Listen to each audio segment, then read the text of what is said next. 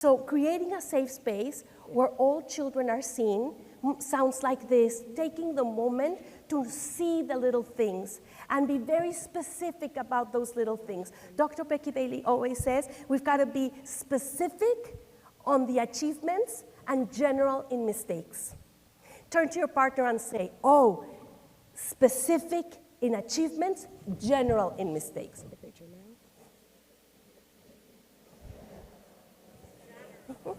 And so taking moments to say things such as, oh, you came into the classroom, you got your pen immediately, you started to write, and look at you, you're almost done, way to go, good for you.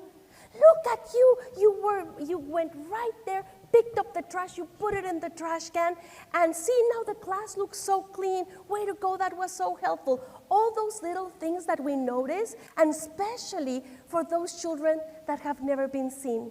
Those children that have always thought, again, I'm not enough. I can never get it right. I can never make the cut. Encouragement will make a world of a difference, but are you willing to practice? And it requires practice. I'm not doing this, no. It requires that you get on your hands, lift your body, no.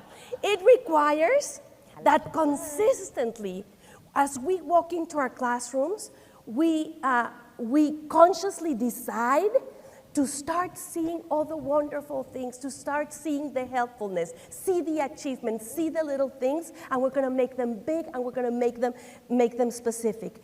Whatever we practice, we become what we practice. We become what we practice. And if every day we practice being an encourager, that's what we become. We become an encourager. And but let's just reflect on something. What do you perceive bigger? What do you see bigger? Your achievements or your mistakes? Because let me tell you something. If we see our mistakes this big and our achievements this big, there's no way that we will be able to offer that to children. It has to start with us. It has to start with us being mindful of our accomplishments and let it sink in, like, I did it today, I did it, I accomplished this, way to go, good for me. And be very general in our accomplishments, no, very specific in our accomplishments and more general with our mistakes. Now let me ask you something, what do you carry in your head? Do you carry a cheerleader or do you carry a judge? Are we willing to be more gentle with ourselves and make sure that in our heads we find our cheerleader within us and that we find that gentleness in us so that when we make a mistake, we can be gentle with ourselves. And in turn, we can do that with children. But again, it's what we practice every day, what we become. I even suggest you to do the following. And this jar right here, that you can go get at the dollar store, and you get some beads. And this right here is going to change your brain. Every single day, get a little bead and put the bead in the jar and say, I did it. And then take about 17 seconds to describe in your head what you did, what you accomplished.